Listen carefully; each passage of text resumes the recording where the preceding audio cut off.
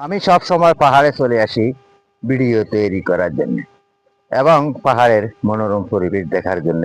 প্রিয় দর্শক, আপনারাও দেখুন, আমি এখন বর্তমানে দাঁড়িয়ে আছি চট্টগ্রাম উত্তর লেকসিটি এশিয়ান ইউনিভার্সিটির 2 নম্বর গেটে। এখানে যে পাহাড়গুলো দেখা যাচ্ছে অনেক উঁচু উঁচু পাহাড়, কিন্তু আমি পাহাড়ে দাঁড়িয়েও কিন্তু পাহাড়ের দৃশ্যগুলো আপনাদেরকে দেখাচ্ছি।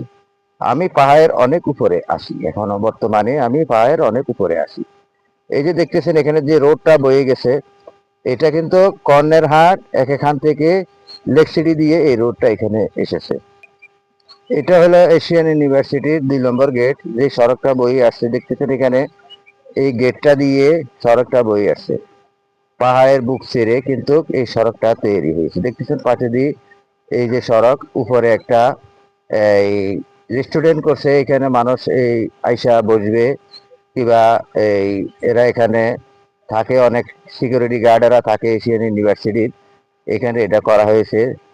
এই পাশে দিয়ে সম্পূর্ণ পাহাড় আর পাহাড়, সব পাহাড়ের মাঝে কিন্তু এখানে মাঝে মাঝে মানুষের বসবাস করে। মানুষের বসবাসের উপযোগী কিছুটা ঘরপালা উঠেছে এখানে। এখানে যে পাহাড়টা দেখতেছেন এটা অনেক উঁচু পাহাড়। এই পাহাড়ের বুক ছেড়ে কিন্তু এখানে সড়কটা তৈরি হয়েছে।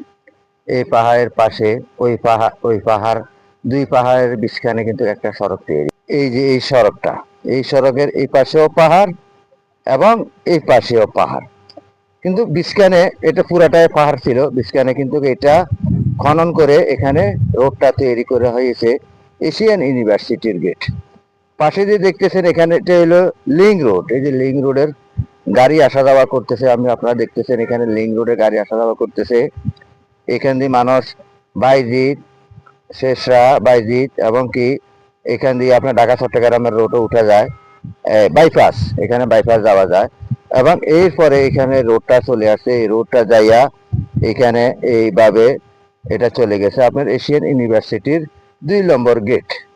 আরেকটা গেট আছে আরিফিন নগর দিয়ে, আর এখানে হলো এশিয়ান ইউনিভার্সিটির 2 নম্বর গেট।